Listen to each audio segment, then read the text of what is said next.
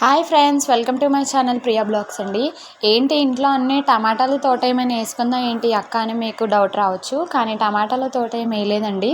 మా వారు నిన్న మార్కెట్కి వెళ్ళి కూరగాయలు తీసుకొచ్చారనమాట. ఆ తెచ్చిన కూరగాయలని తీసి ఫ్రిడ్జ్లో సర్దుకోవడానికి బద్ధకమయ్యి ఫ్రిడ్జ్ పక్కన పెట్టానండి, తర్వాత సర్దుకోవచ్చని. ఈలోపు మా అబ్బాయి వెళ్ళి మొత్తం టమాటాలు కూరగాయలు అన్నీ బ్యాగ్లో నుండి కింద పడేసి మా ఇల్లంతా టమాటా తోట అయితే చేసేసాడనమాట. సరేలే, అలా ఎందుకు చేసావు నాన్న ఏంటి అని చెప్పేసి మా బాబు పైన నేను సీరియస్ అయ్యాను అనమాట. సీరియస్ అవ్వినందుకు మా అబ్బాయి చూడండి చాలా సీరియస్గా ఆ చైర్తో ఆడుకుంటూ కనీసం చూడరా నా ముఖమన్నా కూడా చూడకుండా చాలా సీరియస్గా స్కెచ్ చేస్తున్నాడు అనమాట. వాడి ఫేస్ రీడింగ్ అయితే నాకు అట్లనే అనిపించిందండి నిన్న. మా మమ్మీ పైన నేను ఎట్లా ప్రతీకారం తీర్చుకోవాలి అనే ఆలోచన ఏమైనా ఉందేమో అని కొద్దిసేపు నాకు అనిపించింది. ఆ చైర్తో ఆడుతున్నాడు. నేను ఎన్నిసార్లు పిలిచానంటే అస్సలు మా అబ్బాయి పట్టించుకోవట్లేదు.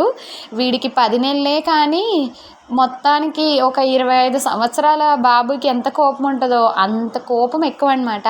మా వారిలాగే కోపిష్టి మా అబ్బాయి కూడా, అంతే ప్రేమగా కూడా ఉంటాడు.